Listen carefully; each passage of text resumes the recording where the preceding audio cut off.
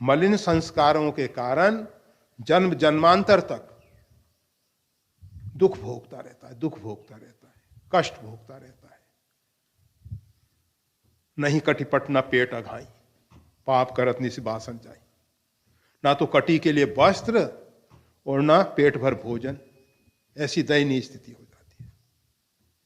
परंतु इस विषय में हमेशा एक बात हम कह देते हैं, कोई व्यक्ति ये नारकीय यातना पृथ्वी पे भोग रहा है, अर्थात कटीक पे वस्त्र नहीं है, पेट भर भोजन नहीं मिल रहा है, तो हमको ये नहीं सोचना चाहिए कि इसका प्रारब्ध है, इसके दुष्कर्म हैं जिसके कारण ऐसा ये भोग रहा है।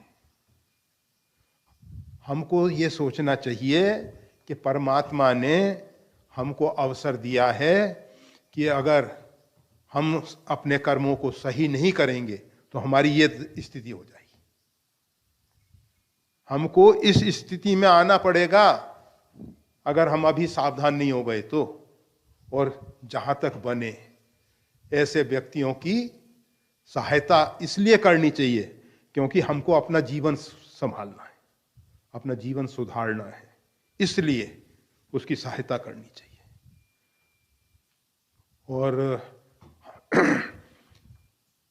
कहें कि हम उसके प्रारब्ध को नहीं बदल सकते हैं, नहीं बदल सकते। हमारी जो भावना है, हम जो उसके प्रति सद्भाव भर के सत्कर्म कर रहे हैं, उसका परिणाम हमको मिलने वाला है। हम अपने लिए कर रहे हैं, उसके लिए नहीं कर रहे। हम जो भी सत्कर्म कर रहे हैं उस पे दया का तो प्रश्न ही नहीं है। हम दया करने वाले हैं कौन?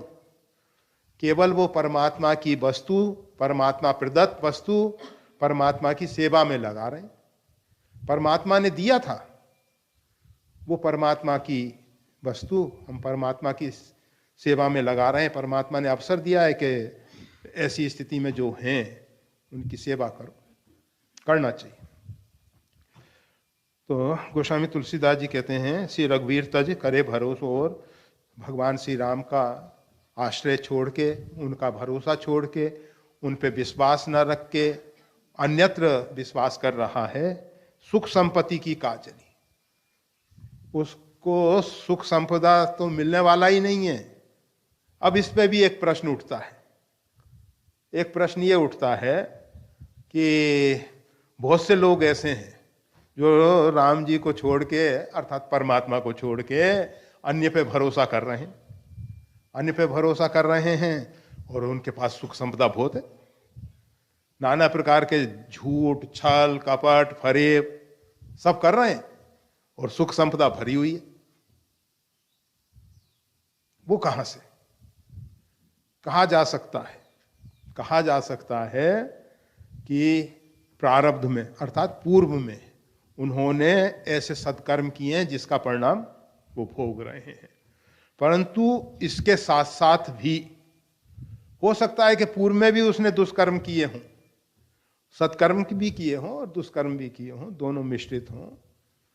और वर्तमान में उसने बहुत कठोर उग्र तपस्या की, और उग्र कठोर तपस्या करके उसने ऐश्वर्य इत्यादि पा लिया।